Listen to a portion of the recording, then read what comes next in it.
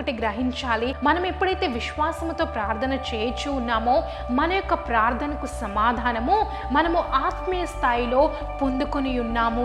దేవుడు మనకు ఆత్మీయ స్థాయిలో ఆల్రెడీ సిద్ధపరిచి ఉండగా, గ్రాంట్ చేసి ఉండగా, మరి మనం దానిని భూస్థాయిలో పొందుకోవాలి అంటే మనము అదే విశ్వాసములో కొనసాగాలి ప్రియులారా. అనేకమైన సార్లు మన ప్రార్థనకు సమాధానము మనం ఎందుకు పొందుకొనమంటే, ఒకటి మన అవిశ్వాసము, మనము సహనము లేక ఓర్పు లేక మరి అవిశ్వాసములోకి వెళ్ళడం వల్ల మనము పొందుకోము. ఇంకొకటి ఏంటి అంటే, మనము ఈ యొక్క ఆత్మీయ యుద్ధంలో ఉండగా మరి మనము ఫలించకుండా ఉండడానికి, మనము ఇంకా అభివృద్ధి పదంలో నడవకుండా ఉండడానికి మనకు వ్యతిరేకంగా సాతాను అనేకమైనవి తీసుకొస్తూ ఉంటాడు ప్రియులారా.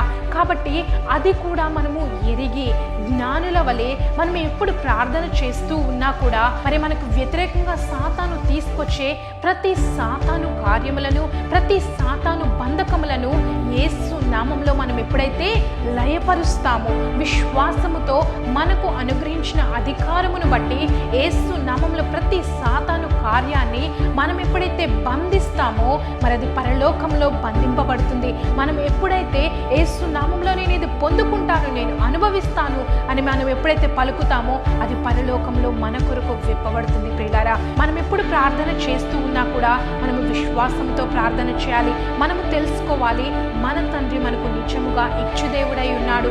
మన తండ్రి మనము ప్రార్థన చేసిన వెంటనే మన కొరకు ఆత్మీయ స్థాయిలో మనము దేనినైతే ప్రార్థించామో, మనం దేని కొరకైతే విన్నపము చేసి ఉన్నామో దానిని మనకు ఆత్మీయ స్థాయిలో పొందుపరిచి ఉన్నాడు, ఇచ్చి ఉన్నాడు. మరి దానిని మనము భూస్థాయిలో అనుభవించుటకు, అది మన జీవితంలో మేనిఫెస్ట్ అవ్వడానికి మనము అదే విశ్వాసంతో కొనసాగాలి. అంత మాత్రమే కాదు, కానీ మనకు వ్యతిరేకంగా మనము దానిని పొందుకొని అనుభవించకుండా సాతాను అనేకమైన కుతంత్రాలు పొందుతాడు. కాబట్టి వారికి వ్యతిరేకంగా దేవుని యొక్క అధికారాన్ని, దేవుని యొక్క శక్తిని విడుదల చేసి వారి ప్రతి పన్నాగమును మనం ఎప్పుడైతే బంధిస్తామో, మనము దేని కొరకైతే ప్రార్థిస్తూ ఉన్నామో దానిని మనము పొందుకుంటాము అని దేవుని యొక్క వాక్యం సెలవిస్తుంది ప్రియులారా.